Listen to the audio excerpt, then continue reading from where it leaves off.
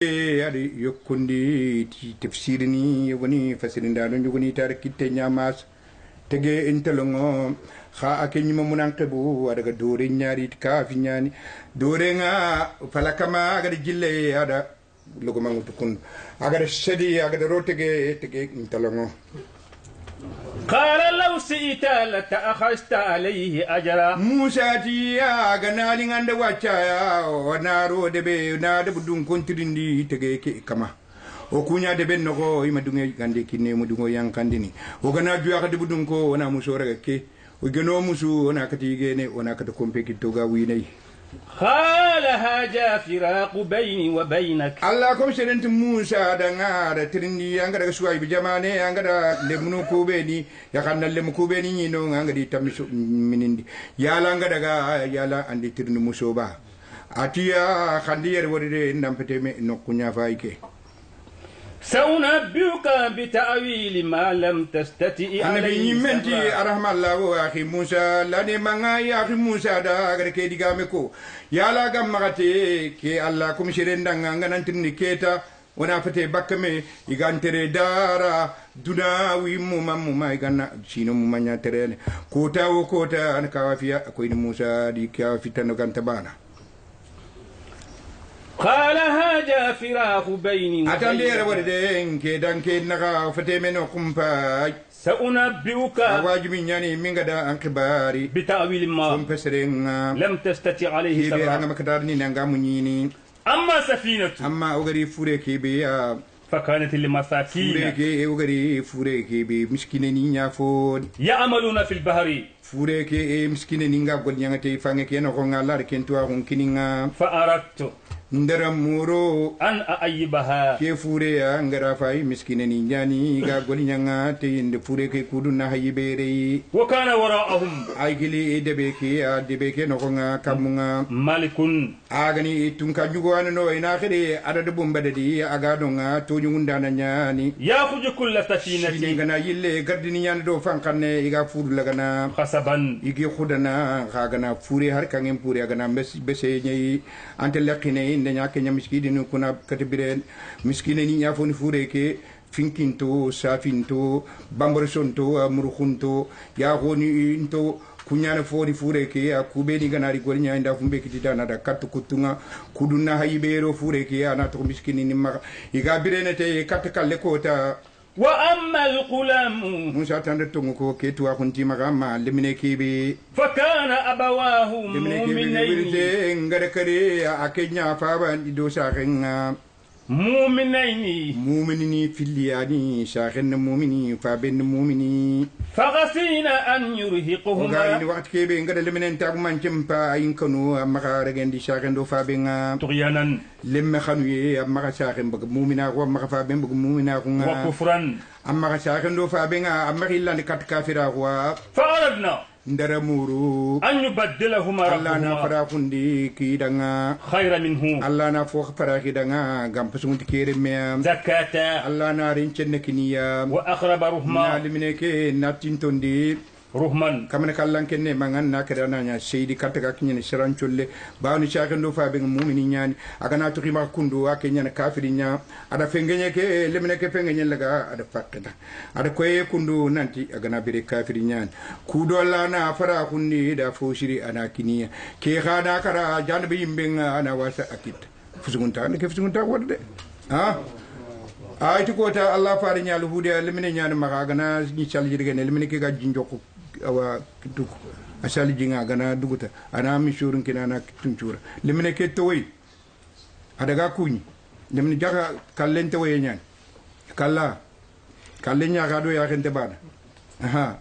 ganari tafono wotini man woti bishira nyan tafono tin bi aga da kirif ne bishira akam dem bishiro wale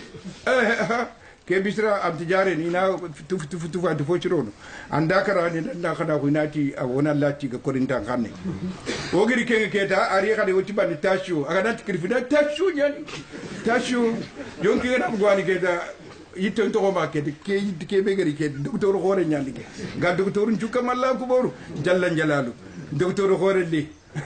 Allah ko boru lemene na faare pa yana fa be faare ndaga me la ilaha illa allah la ilaha illallah la ilaha illallah anda faare pay mulina ko khana fabin pay fabin tiya bal qasim ma tede men ngati kebatu mana aga kibi mulla ni ngada lemente la ilaha illallah muhammadur rasulullah le men nyonkin qanum faare mbuga titige ngalla da allah da ke ki janne be yimbe nga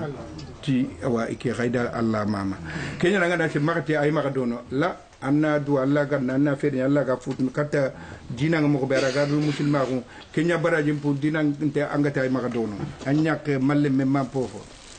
wa ammal jidaru it kelmine da Allah da yagare Allah da le nyagare kiniya tanyere tuana bagay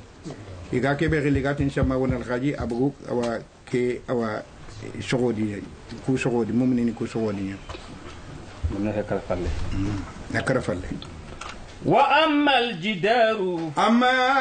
kebe tege kebe anga daraga anga talmonde fakana li khulamaini wogare shige tege kewre Allah da ke tuwa kun kininganya limna lamanu fil liyada يتيمين abakalla no nyani في المدينة iga ta ke de benno ko nga وكان تحته khanya tege ke wuriya كنج لهما kangen nyana wure da mun ko kangani fa ben gadar wononga وكان أبوهما khaifil yifabanya yere al mashara ku chake ko kiteren karati shakendo fa be khaire Allah funnan cidenya Allah ti o kana abu mai fil yifabanya khama laqi shakin de shakin no Allah kin tu fumbegen khati fil yifabanya kuturunga kitere lemne ke ati fili lemne ke ata fa bado shakinya khaire ati lemunu ku funul agani ali tim ko fil yifabanya سالها ifabashrinyan فأراد ربك kamana kallan ken der moro أن يبلغا demunu ko gana khoro igana kinye mukallifa ko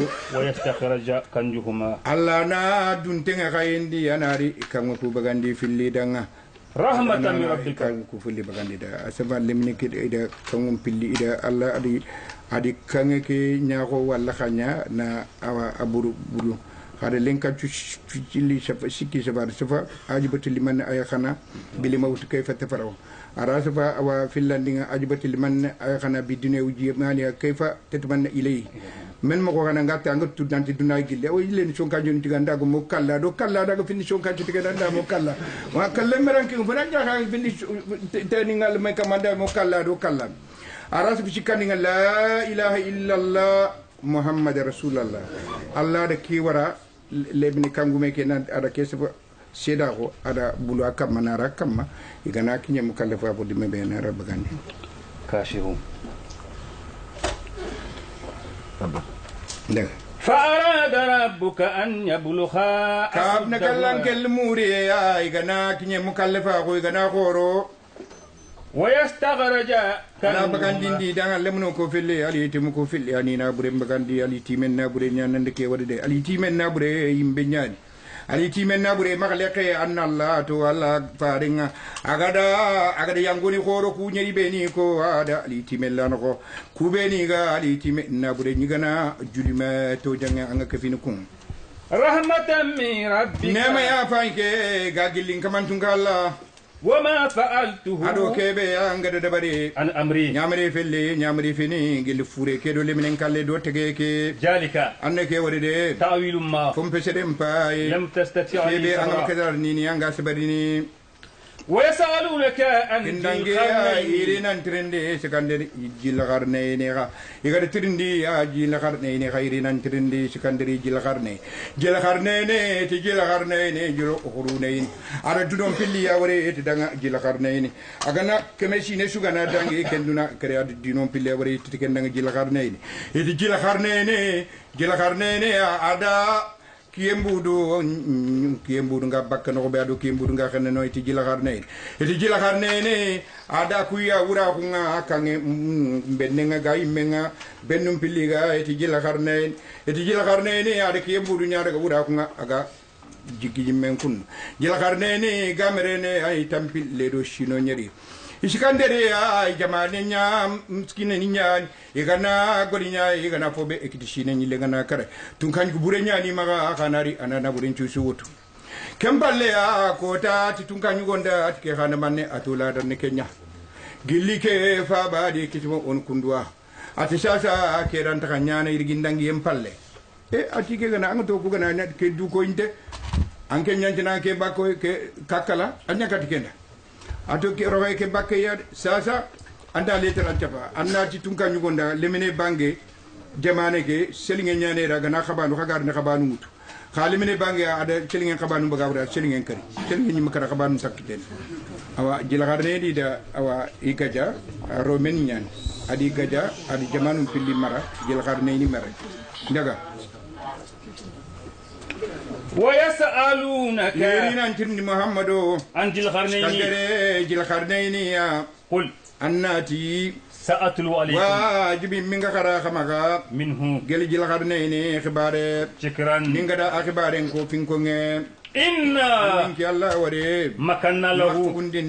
جل قرنين دا في الأرض نين دخايا جل قرنين دا وآتيناه نين جل قرنين من كل شيء جل فوفو سببا نوي لكن جل قرنين لكن جل قرنين يا فأتبع سببا كان يغندري جل قرنين على كل متوم حتى إذا بلغ حركتكو غاكينين مغرب الشمس يمبودونغا مغرباكي يمبودونغا كنمانا غا مكنوبي وجدها تقرنيني دغا ماغا دانغيني دغا كينغا لغني فالي اغني فالي فايا دورغا خن نوبي ايمانا اخي خامبي ليش بي اخي خا كينغا خن مانا انغنا سكي جينغا غنا فاي كينغا ناني يانكانتينا خنوا جلا خرنيني ماغا دي كينجين كانيا خان كينغا جينو وجدها تغرب في عيني كيكي مكو خاريا همئتي Hijike ayat yenyani faringada Abdallah ibn Abbas agari Abdallah ibn Salam tirinde gar kebe khara tawrita khariani jinyane jikete nyan ووجد عندها قوما arsoroni no قلنا يا جل sakandari jil kharneni da إما أن تؤدبا ya la alloyi ya ba anno kuraga anno yangan kataba وإما أن تتخذ فيهم maliya nalagando no hokeya حسنا fishirenta kumbane ono ko ngaba قال kharneni te أما من جلنا Serebega agadi dutore ngollengol فسوف wajibi نؤدبه nyani na ken kaman karina yangan kata ثم يرد إلى aga ربه ayonki kun kamani yonkini na ile katin kama فيؤدبه Allah عذابا yangan kata na jana banokonga عذابا نكرا yangan kata ani akunin tenyani banan teli yonki dangan yonki mamandinia وأما ما آمن yem serebega ya aga tongondi وعمل ande صالحا gol shargal sintenya de bari فله جزاء tukadi ken kamani kun kamani da الحسنى ashire nyani aljanna yani وسنقول له من wajibi أمرنا nyati kun kamani da gilli nyamari fininga يسرا Allah da nawaye kini kun kamani ya duna do lakhara ثم أتبع سببا sage jila garnene de killenguto ad jambanda daga ganari geji nukube Allah na atebulle nyan kanini ana wara kamma do kurgore na dange حتى إذا بلغ ma har jila garnene terendi fillandi nga ga kinyene مطلع الشمس kiyembudu nga ga ingini nukube وجدها تطلع kha jila garnene adini kiyembudu nga ibakka على قومي suru akamma ya لم نجعل لهم Allah nyungundi kun kamani danga من دونها ido سترا yen naga suturanti da naga mana kompentono tege nyinyenga lote tenya ani tege rant shiki nyinyenga yiterante tontene ke nyinye ya ero ne srandi mun kumun no nga maki ngandangi كذلك yitelli ke yakama ya وقد أهتنا بما ke Allah kini يديه dindi jil kharneni fobe ga kane ya خبرا Allah raki kawafi kine ya Allah raki barekine kawafi ثم أتبع tege سببا terendi fillandi ya shikanin killengu tugatelle حتى إذا بلغ ma jil kharneni aga kinyene بين سدين maga kinyene gidum pilli nakanga gidum pilli nakanga وجد من دونهما yabe قوما gidu ku filli nakanga de soro nyino nga لا يكادون usoro يفقهون magriga magemme قولا lukan kanne ya de soro nyino edinde mem kum lukan kanne ya قالوا يا جل unti قرنين jila garneni sekandere jila garneni إن يأجوج ande jama fana kebe worde atungani yahjujo ومأجوج ande jama fillandi ngere atungani majujo مفسدون في الأرض kunyano kuma khaire igore igo karni ga fini monondi ne wollente munni gi karni gi gana فهل نجعل لك خرجا yani okuna muso bagandanda wana kinanga على أن تجعل بيننا وبينهم musoke sababu Allah ga nyungundeni ku mena gane ado ya juju do ma juju naga سدا Allah ga be khade irono dinaga intiknye niya قال ما مكني فيه ya ربي garnene ati idanga Allah ga kebe kininke ya gila garnene خير kenya na gam pusunta فأعينني khaninde ma Allah ga kebe kininga kinga sinke da khaninde ma بقوتي khaninde ma sembe ma na khaninde ma godinyangano أجعل بينكم na njungundindi khamena khane وبينهم ado ya juju do ma juju naga ردما na tutta da khadina ga آتوني جبر ni الهدي khana mekhen kunyalet imakhaleten حتى إذا ساوى ma بين ari ga na صدفين ke mekhe ke nyukundi ndaro ke gide ina dagaro ke gide na kutu قال انفقوا jelo kharne ne ya fanande tuntunda bare jel kharne ne etina yimben kumu حتى إذا جاله النار ma hara gananya yimbe alquran fasiunda maxe tegenga na wutu agana ro yimbe no agana tuntu anyane mendu atumbunu ko yimbe mo kenya na allati ata ijajal hunnar ma maxe ke gandumbu aganya ko yimbe mo nganta do yimbe mbakame قال آتوني jil kharnene te iranga khaliti ndindi ndanga أفرق عليه yohindi قطرة fo khana kireliti kiren khajana igada gudon kay khajana kiren khajana iritini igana makello gide ke kara ina kiren joxe ina de karo ke kara ina gide kiren joxe ida wutu gili jingure a fonde manga ida bu kammo فما استطاعوا maga yo kono gidim pilliya botenta atiran ntakarnin أن يجهروا iraga bangene kataka وما استطاعوا iran له takane نخبا. kataka iga bote ekiti gari ni kataka قال هذا رحمة ila من khanne ete ربي ene mampa iga gillin kama فإذا جاء وعد kamna ربي kallan kenne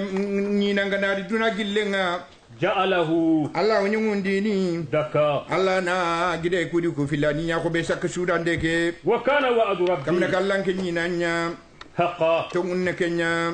وتركنا daga to بعضهم kayo ken يومئذ kota kayo go no يموج في ken بالي kota ayaju do majuju ina bugo kana khalati men ko ken daga na wore men ko ونفخ في سور ken manne ken palle butun natimi israfil na butun timi undi butun do kalle butun naga tanaka te bitwani naga فجمعنا tanate shini yani naga hadamre munna kara gana butun timi hadamre menchuna kara undi butu matana ka tini ngantimme undi butun na timi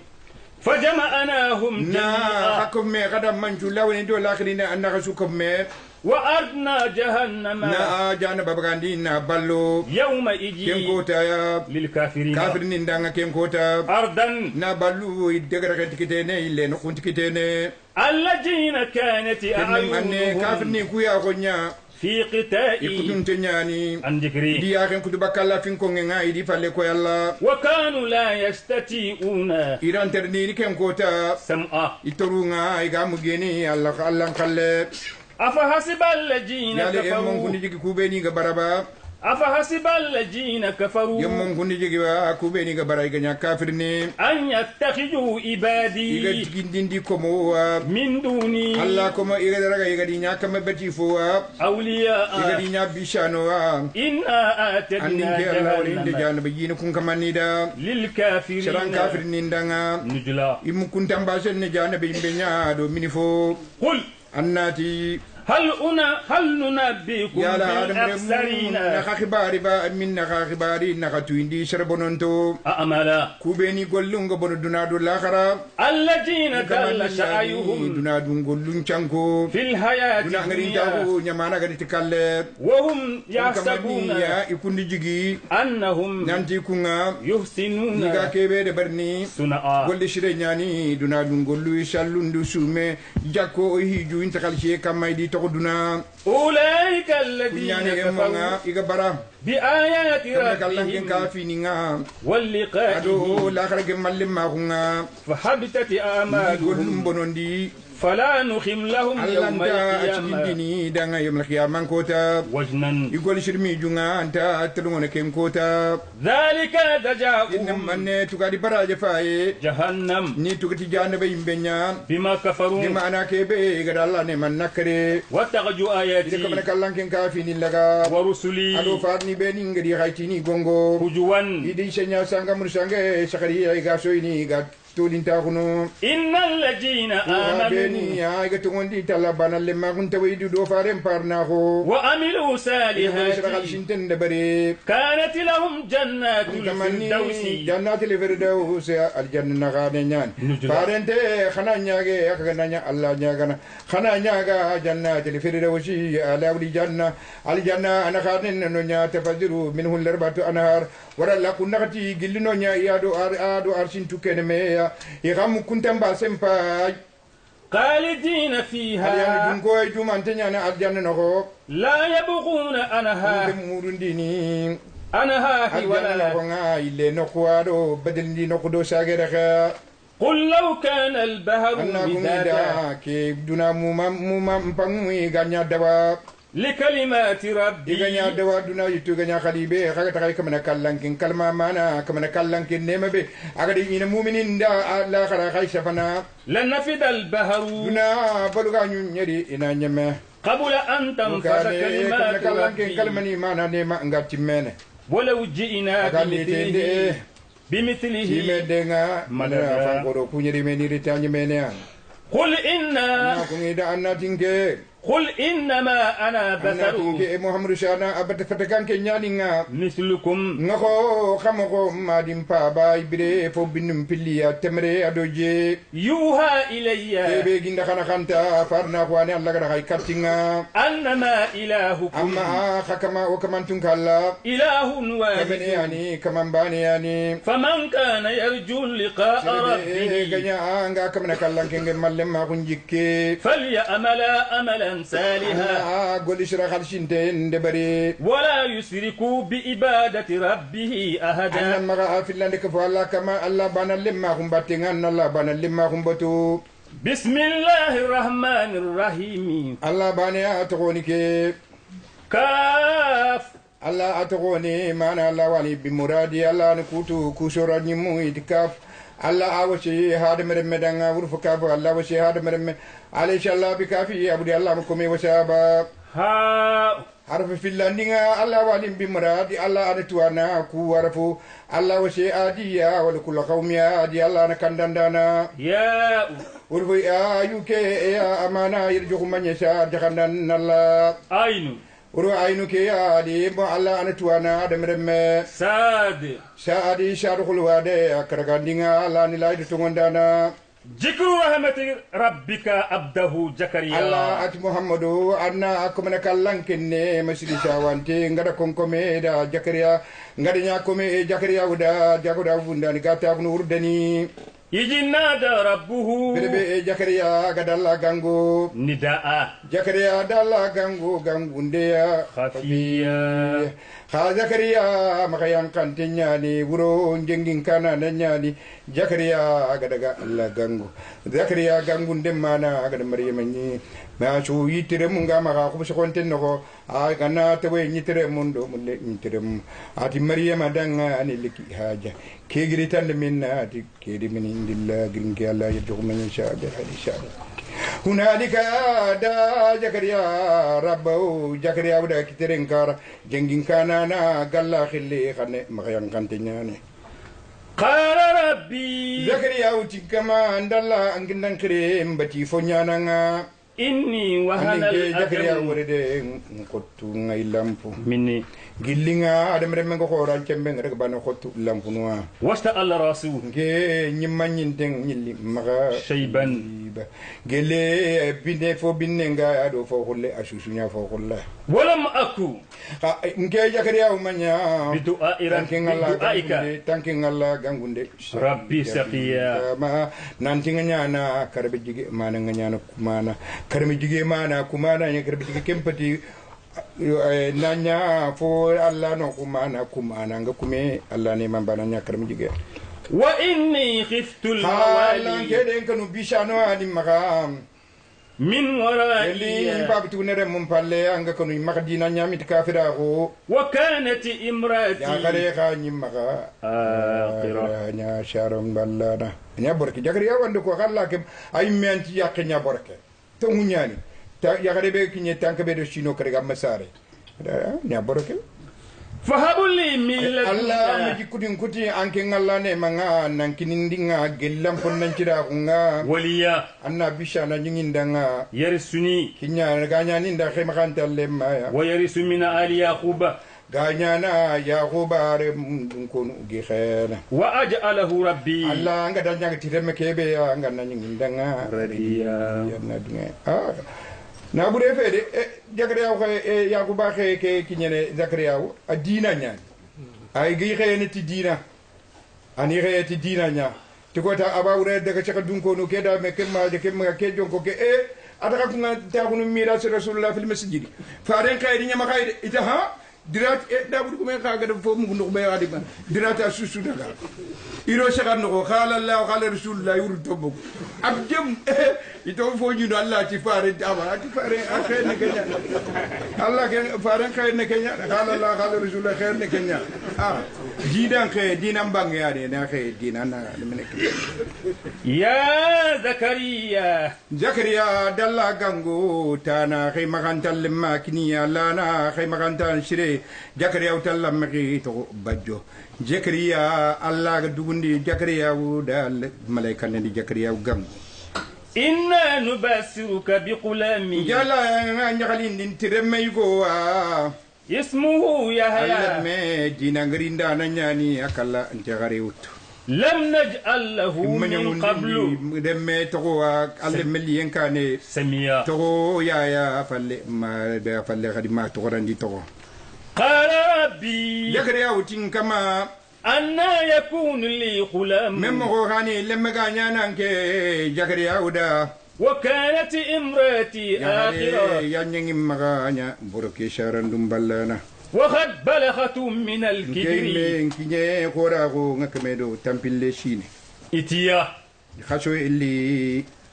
قال كذلك Allah ti malaika nenti Zakariya uda kitel li kundunya angar ko mo be kundunya ni anga horo manga kinye kemedo tampille shine anche mbenda kha Zakariya angar ko ngane mo be kitel li kiya kamman kamande kiya ko قال كذلك kitel li kiya kamma Zakariya قال ربك an kamanti هو علي هين khashe yagarin khashe na kure meken nabi maga وقد خلقتك Allah rek hake remetaga من قبل shado lenki ko tangari ولم تك شيئا manya haribane shuwa قال ربي atin kama أجعل لي آية nanga kawa fitagu manje قال آياتك ka fi be nga kinanga ألا تكلم Allah kan الناس te wakati be Allah kan ta seben soronda 3 ليالي to shiki سويا timmanto nyani فخر shiki kita timmante ti suratu li marana no nga illa rumuja Zakariya ana debel ngalima minga ag Zakariya gana ta ku tawrata kharanga kha Zakariya gana tawrata nguno ando duna dun chefe gana nya nene kel balduno Zakariya mi chide nga ane debel ngalima Zakariya ya gare maga ajikku make malinga Allah da kha Allah da jikku nyillandi Allah ti wa asanna lahu zawjaha Allah da tigi jikku nyillandi arsa gandi magam kan tu uddi qalka rajula uddi kafika bajala angadi wori bani ya sirbani jamanda ko gemme anji kunyillandi lebun nanya anji ku keyillandi angana anji ku keyillandi ta ando jamanna daga dome khama to tininke tege nyille Allah dal yagare ke arjaga demme فخرج على قومه wakati nganare Zakariya na bogo من المهراب yalli maharabi anagir sorono ko anagir sig bimberinga فأوحى إليه anna kore katiya anna takagiri kharam almami ngare sig memberin bani ya suitu nante wakati le أن سبهوا بكرة jalle halla danga suba وأسيا ado lelle nga kana sallallahu da Zakariya ke ngati suba ndo lelle ne kenya salline يا يحيى Zakariya dere mekita to nyani Yahya bun Zakariya Yahya gananya karanga wakati panke nariana Taurat derumutu Allah ti Yahya da خذ الكتاب na Taurat laga بقوة. wa narga sembe sobe bil jiddi وآتيناه indangke الحكم nya anda telungun tahu nyanganda سبيا lemene lemani nyadanga وحنانا ponnan cira khamaka من gelim لدنا ponnan cira kunde ne nyanganda gelim ponnan cira kunga وزكاة ndanya asar senne ya وكان تقيا ndanya allan kannana manya kutana tantua kunga وبرا ndanya batana بوالديه saranu filli soko batana manya khatante ولم يكن جبارا manya dundere tantua kunga أسيا ya manya allan kutana tantua ko والسلام عليه ya ndanki shinkishindi amaga يوم ولد kota be ya amaga nterini bulshe manki daga dandambu ويوم nanki يموت kota kar kota ngai bulshe manki daga limana ka kumbakka maga ويوم يبعث kota حيا be wundi horen kota nanki ken kota joti ya واذكري في الكتاب مريم ya khadi jakari awdi iremendi ya kenche fenchi gana khibare ko alquran no ya gare khibare ko batana gare atkonya ni maryam ibnati imrana hanata bintu khafuja linya gare nyani khata kuntunga wurdeni إذ انتبذت من أهلها ke maryam gabugo mishide ngamira binga idunko numaga مكانا سرقيا ya kimbakan ka go jakari ya wana korondini ada kini shagan tekkenya ni ang tokute agar kini jakaria gai ganden do fofo dini maryam khoro maryam da ya khadulla da maryam bago akimbakkan ka ko atin baitul maqdis فاتخذت من دون khalla gandindi baitul maqdis ko kane ya حجابا alla da sutra nyingi da kimbakanya igana bago etagana kimbakka maryam ro ijabun no daga wanke فأرسلنا عليها maryam روحنا bagunte ende mpankon kay jibni kini jibrilu hadiri فتمثل لها بصرا hinda khawanchalle ma go hada mereme سويا hada mereme atimmante hada mere inchuru nyane do hada mere nyira maryam ga bakka ni ga shikki kane maryam ga yugo ngare maryam di falle ko yaro sutte no maryam daga bokke kara ga bakka kadi hada ni shikki kadi maryam jille kadi maryam daga no shikkandi nga maryam da war shikki aga tuketa ke yugore intekishine aga bakka ada imagwara de impana do ngutu ada barti do yugo naga ada kara te ngutu kundo قالت maryamati إني yugo ngada ga kane ko to maryamati nke أعوذ matange برحمن murini kamana kallanken منك gellanken yugo wandi yugo do wandi khare gunden no إن كنت تقيا ya khaylanga allan kannana tangi murinde wandi yugo do wandi khare gunden no allah nyagana malla tanga nan ken yugo khaylanga allan kannana ngani jibril malaikan nya قالت malaikan nanda maryam maraga de khare kerega khudi nimpilli ati khare keda إنما أنا رسول ربك amanke ankenda ankamantun kala farinya linga gadin kai katanga لأهب لك غلاما we ani remeigo gatina kinanga زكيا ashennenya قالت yakarenti malaika nenda yugonda أنا يكون لي memmo غلام khani amatarantinya de ati memmo khani lemeigo ganyaninda ولم يمسسني بصر nadiri hada mare meigo ami meigidinda futun kotu jinnigo masoko dimbatte wurago ولم أكو بقيا manya jena na gare ga ndoigo shuga sakalle men kiden ku filli finne le men kitmen قال malaika كذلك nenti yagare ande to munya ko قال ربك hanka mantungala tina kunganda هو علي anda yagare na re mekina ngai gugante dambatti ki alla maka حين gollene yani amanya gollo ko te ki alla maka ولنجعله nanke lemmenya آية nanya للناس ka fi al-khudar dalilu adam re munda lemme fa bente ورحمة na منا lemmenya nema gagilinki alla وكان أمرا alla nyamari nya مغديا la da nyamari ni kiti ifo neke nyam da jikko kundu a khiti a shoku kundu kitike kamma kunda singinte ada fankompu no ko neke aga fankompu no ko neke fankon cege digi me daga yank ada selunka aga ya ko ngini amawari alla al khudra nya fay gide maka mawari tibabu nga siren kitini ni gananya awa perne o manakari kende ya lora ina karni malaika ne gare kebe daga khiti kunda ga selunku kundu ga ya ko ngini amawari Allah mi jalle jalla Allah tuwa kum pay ke tuwa ko girmi na gira Allah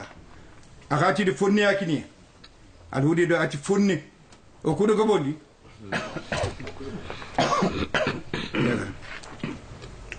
فحملته مريم دنغم تتيشا فانتبجت به نغم بانجي مريم بغو تكي نغو مكانا دينغرا خفيا دينغرا ada buketa daga dingira فأجاءها المخاض din teketa asiya latwe aga labana shanga takasuro nyago mbane on tande no kanke latu angana filinke kundo mangere angana mukubane allatu ado ameriki mashumban bana ngade be ko mangere anke latu khasiya bana soronte to aga daga no kube amuko soron kunketa فأجاءها المخاض نغندا مريم جرند مريم بونو إلى جزء النقلة كاتا يتتنغرو دا نخلا إذا عمر عثمان قال القرآن السفنا يدي ترندي كي نخلا أتينا مكان كون ترندي لوكان كان دنگني كي بي نخلت awanyani itu fili shiki amanya gelenga ananya ke ananya temere yang na kun kanen kuti ta funtini temere enga shiki remente mjaran maryama daga sembedo temere nga قالت مريم باناغو مريمتي يا ليتني haynete kalmati yo galu inde nadimi haynete nga kebinga mulla مت قبل alla annin kari kukane ya kereme وكنت nga النسيا kereme ndambu semunte sar nan kana nya mungana منسيا nak fu mungu fodi maryama dikiya nya galla ti alla ni kari ani do no ko ke kadi dubane farenti kamakanete magati alla ganni kadi ay coronnati kati fulani har ñiñe ganna suturi aha la e kadi ñiñe fo buri adi kadi kuɓeni ga ñiñe ke wure fo buru ñanno makken ko an kellenki har ñiñe gannan ken cuter ay e kadi ñiñe kenne fo bure mbane a suturi ni ha e ñiñe ke kadi fo buri kadi kuɓeni ga ñiñe ngure buru ñani ay anna fo ɓe gana kadi arnati allah yelli kalle ñagam pasuginde anni kadi bire ñaga pasuginde anna wurgi bakkin kamma makane teti ari gankara ay فناداها من gangu nanda maryama gango gelli wuredu itagiri ti wuredu malaikanne itinugunta lemme ألا تهجني anna maga shuno allan kalle قد جعل ربك an kamantunga alla nyungun dindi تحتك ke wuredu ke سريا khojonga mana karen wuredu وهجي إليك anna temre ke yonko kattudu maryama tani tagandi ari tengi jingiji بجزء النقلة ti tinga ke تساقط agara عليك gijingiji temre komben kanu رتبا demunga جميعا e khayu etremu khana akamma ya e khayu agar take trin kijiga wutu waralla ke ngabu jingaya فكلي gangunda te maryama da na temre moko yoko kutu anni kambu واستردي anna jike go wutu anna jike mini وخري أينا maryama gatunu akhinga denan dumbe fanantenga sufi nyida ma shakatu gon kam malaika nunda wa pere yintu mbinu ko do aba sumpungu men naga le men baganda fanantenga idan kulle aisha ka maryama to gon kam kamre kala ngel kudaram pai tunga be gada ifan kenya ha de meremme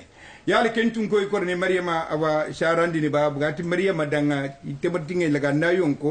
temerelle mun kono fo kambu jimmini wakara ayin jaga barke nga temere faaren beti do ke nyodu tu temere barke nga atono sumun ko temere oga makenkita jimmulle temere nga ya matana ite suraga tana temere nyarga na gijingi al temere nga barke nga barke ko re nyana buru فإمن ترين من البشر أهدا Cembane gana Maryama da lemene ngutukundu bumbu nga Maryama le seme da ga telle no be gangu ndanda gangu yelli serebane ganangare albasar luwaid serebane ganangare yugo ya gare lemene khirishe gati anke remene fabanako فقولي ankanati إني نجرت للرحمن kamana kallanken danga سوما shume teke autu allada فلن أكلم اليوم seven lenki إنسيا kota de meremeda tokki kota de kenya auto terbe ganan tirinde ana kaso ko gadi ger wori bande kere me gande wutu minna annati te seven sereda shume asanati kuriye nan iken seven sereda kiye inte seven sereda kenya tekke wutu فآتت به قومها مريم دير مل عداتنا يشرو مانا ياديتني كاونغا إمانغا همله رمنغا مبوجوكونا قالوا يا مريم شرونت مريم دانا لقد جئت شيئا والله مريم فريا ورانتا قتنا خندو يا غند قبيل النغا قالوا يا مريم إذا مريم دانا لقد جئت شيئا دانا هو فريا دوفوري لنكي أندو يا غندي يا أخت هارون هارون أخي غريكي كيفتي هارون موسى دي mana eti ikungati gutangante shu haruna ni garin tangante shu haruna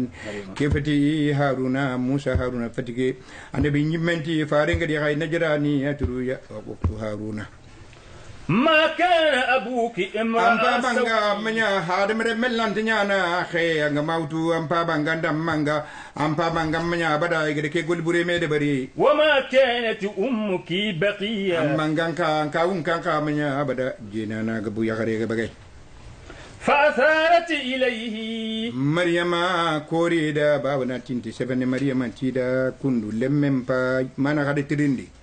قالوا كيف نكلم من كان في المهدي سبيا denan dumbenti iti denan dumbe ke men mo khali Maryama da denan dumbe laga sebene gabu jukunga sebiya gabu juku akshare linki kila sebene ba قال إني أعبد الله lemnen tinke de alla ko men nyadinga alla re mefetinga آتاني الكتاب alla re kitabe kininga to nyale linjila وجعلني النبيا Allah dinya kota gilla khibarin dana akota liyenkane وجعلني مباركا Allah da khair gore kininke ya أينما كنت nganya no kusu kimbakando kinkanna akhira ngadimbatenga وأوصاني بالصلاة Allah dinya mere nan challe وزكاتي Allah dinya mere na dushono di dine ke ya ما دمت حيا duna fanko mpanne birene وبرا Allah بوالدتي dinya sarana kare shugo nyangana asara kare ani maga asara yugunti maga nimpamma botu ولم يجعلني جبارا Allah سقيا binke nya dundere kungushagandana minya karmi jigi khaya والسلام Allah علي kisin dinke denan dumbe maga يوم ولدت mbange kota aduna Allah dinke sey bolsi minkita ويوم أموت kota be enga kalkunkar kota ibolishi tinkita ويوم أبأس حيا lu horen kota nga joti yella dinke ken kota joti nga ذلك عيسى akante kelemene tu rakuti fo ani بن مريم Maryam len yugo nyani قول الحق na atungun chefen ko kada الذي فيه kebe يمترون kaga me shogini kuti alimami lemme nyani kuti Allah remme nyani ما كان لله kumanya ajaju Allah kendanga أن يتخذ من Allah ga ولد tigindini gillere me jalla jalalu subhanallah nan cenonta سبحانه tanje e jalla jalalu shenna ko ngalla danga إذا خلا أمرا Allah gana kiti fini beniya فإنما يقول له oke anati kendanga كن فيكون fanke anata nanya hade meremme وإن الله Allah ربي wuri mbati fonyani وربكم kaka abati fonyan فاعبدوه wana aw fawaido nalla banan lima kunte widinkini هذا صراط killem payki ya مستقيم tawidin killem patel monte katalla فاختلف الأحزاب jama de mejore desturi do malkani do yaqubiya ire mejore kuti yisa kamantanani kuti yisa Allah remenyani kuti yisa ayaru kalmatal ghayla maryam ruminu ire mejore kuti yisa kalmayan kuti yisa Allah remme kuti kamantanayani فاختلف الأحزاب jama de mejore بينهم gel labani kuna ganga فويل للذين Nanga كفروا kata yemon nanga kubeni ka kafira ko من مشهد يوم kota أليم ndun kotan ceda kunga adere gani أسمئي بهم nde imugu labani ku mugu وأبصر يوم nyaaki ya ni يأتوننا wala nyaaki ngi gadi yo kota be ngai tini لكن ama ظالمون shono ken kota yanga nyi tonya